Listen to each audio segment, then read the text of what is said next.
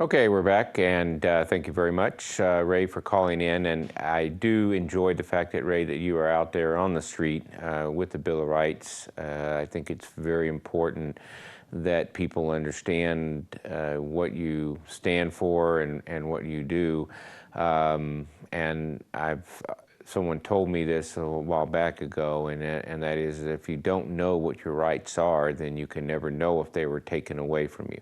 So it is very important for you as a U.S. citizen to understand what our founding fathers, they lived through a monarchy that took away their rights, and that's what our great country was founded on, was the rights of a single individual. And I think you should encourage yourself to spend some time to understand those. And I think constitutional classes, and there are some really great minds out there with the Federalist Papers, and I wish I had more time to investigate that, but I do appreciate those people who spend time to understand that.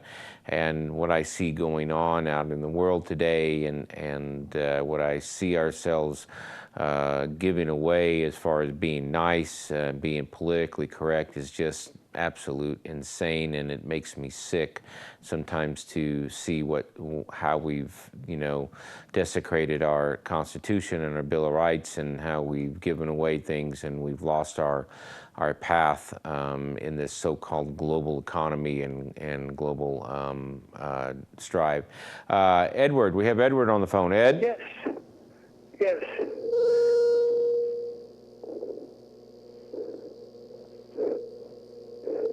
Ed? Yes. Sorry. That's okay. Having a little confusion here, but I'm glad I got through. What can I do for you, Ed? Okay. I have medical questions that I would like to ask. Okay. And here's the whole thing. Last Wednesday, I came down with kind of like a, what can I say? It's just like a real bad cold. And it kept getting worse and worse. And I thought possibly it turned into flu. Now, mind you, I have never gotten a flu shot in all my life, because I guess maybe I'm a pretty healthy person, but about once a year, every year, around this time of the year, I get a bad cold. It lasts for 3 or 4 days, and it's gone. That's it. But this last one kept getting worse each day, each day, each day, each day. It got to the point where I want to know, is it actually the flu? And also, I couldn't, complete loss of appetite. I guess since last Wednesday, that's when this happened, I may have eaten a total of one meal. Little pieces here, pieces there. I don't have an appetite. I'm worried about it because I've been drinking more water. I'm not the one that drinks very much water to begin with. My wife is good about that. She'll drink about 3 bottles a day, but I'm just rarely do. Oh, by the way, I do not smoke, neither does my wife. I don't drink any alcohol beverages, and I don't drink too many sodas. Usually it's Kool-Aid. But this didn't only come down with that. I came down, first it was constipation. Okay. I managed to get that all out with the help of the... Well, Ed, you sound like you're really sick, and you have the TV up on the background, so it makes it a little hard because I'm having a hard time understanding what's going on. But let me see if I've got this correct. You basically you get a cold every year, you say, for the last 22 years or so, and this year has been a much different cold. Is that what you're telling me? Yes. Okay. And actually, and it's made you a lot. Milk of magnesia. It's made you a lot sicker than normal. Is that correct? very loose bowels every time I had to go, and it was very kind of brownish, blackish in color. It was like water, just plain water. So it changed from constipation to the opposite. And the other thing I'm concerned about is I got chest pains with this. Well, Ed, if you normally, it's very hard for me to breathe, at not all day long, son, but at a little different places.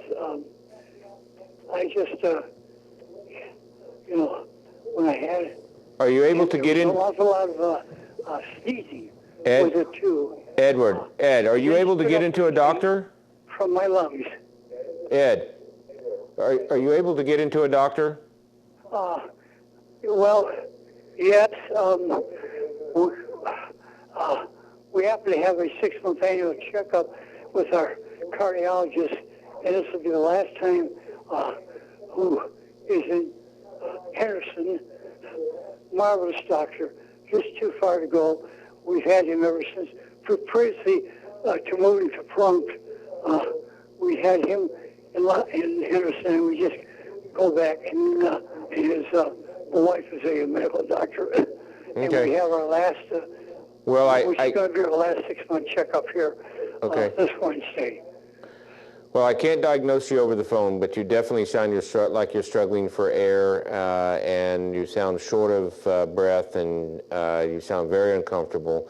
And I would suggest that the cardiologist is going, if you do have a heart problem, will be taking care of your heart. But if you can't... about that too, doctor, because all I want to do is try to sleep, rest. Even to sit up sometimes hurts me. Right. But you need to get in. You need to get in to see somebody, Ed. Okay. Okay. Well, Edward needs to get in to see a doctor as soon as he can, because he has a cold or a flu that normally is behaving differently than it normally would. And with that being said, that should be a clue to anybody that if you've got an illness that is behaving differently than it has in the past 20 years, then something different is going on. Something new is happening, and that does raise the specter of some cardiac dysfunction along with a little pulmonary dysfunction, and then when things start to go bad, they can start to snowball, and it's very difficult, impossible to diagnose anybody over the phone, but I can tell that he does need some attention pretty quick.